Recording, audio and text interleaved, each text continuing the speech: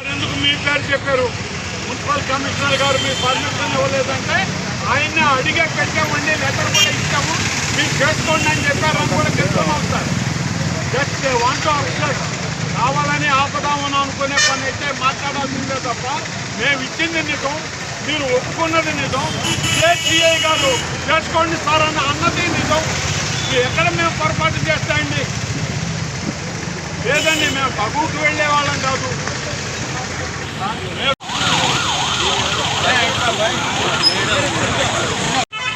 ఒకసారి మీరు కావాలన్నా వచ్చి చూడొద్దండి. సర్వీస్ కాదు కానీ రోడ్డు అడ్డుపోయే వాళ్ళు ఇటు పోయేవాళ్ళు కానీ ఎక్కడ కూడా అబ్స్ట్రక్షన్ లేదండి. యాజిటీస్ అన్నీ పోతా ఉన్నాయి. మేము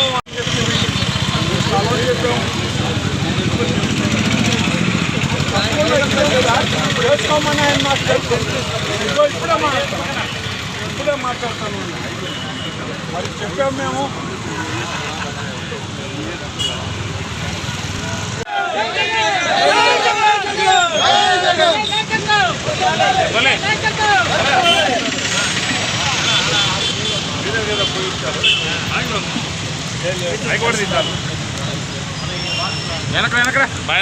నిరాహార దీక్ష అంటేనే మైక్ తో పాటు అనేది మేము మైక్ పర్మిషన్ కూడా పెట్టాం సార్.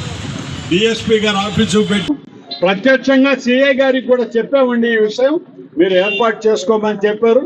రోడ్లో ఎవరికి ఇబ్బంది లేకుండా పెట్టుకుంటామని చెప్పాను సార్. ఎందుకు మీ పేరు చెప్పారు? మున్సిపల్ కమిషనర్ గారు మీ పర్మిషన్ ఇవ్వలేదంటే ఆయన అడిగే పెట్టామండి, లెటర్ కూడా ఇచ్చాము, మీరు చేసుకోండి అని చెప్పారు. అని కూడా తెలుసుకున్నాం సార్. జస్ట్ వాంట్ అప్సెట్ కావాలని ఆపదామని అనుకునే పని అయితే మాట్లాడాల్సిందే తప్ప మేము ఇచ్చింది నిజం, మీరు ఒప్పుకున్నది నిజం. సిఐ గారు చేసుకోండి సార్ అన్నది నిజం. ఎక్కడ మేము పొరపాటు చేస్తాయండి? లేదండి, మేము తగుకు వెళ్ళే వాళ్ళం కాదు.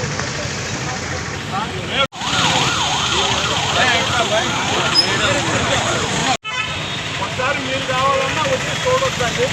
సర్వీస్ కాదు కానీ రోడ్డు అడ్డుపోయే వాళ్ళు ఇటు పోయేవాళ్ళు కానీ ఎక్కడ కూడా అబ్స్ట్రక్షన్ లేదండి. యాజిటీస్ అన్నీ పోతా ఉన్నాయి. మేము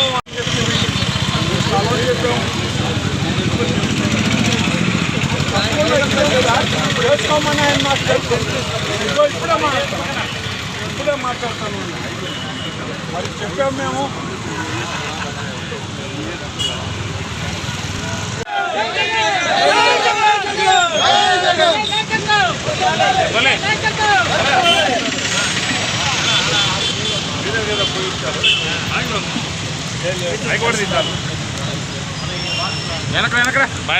నిరాహార దీక్ష అంటేనే మైక్ తో పాటు అనేది మేము మైక్ పర్మిషన్ కూడా పెట్టాం సార్.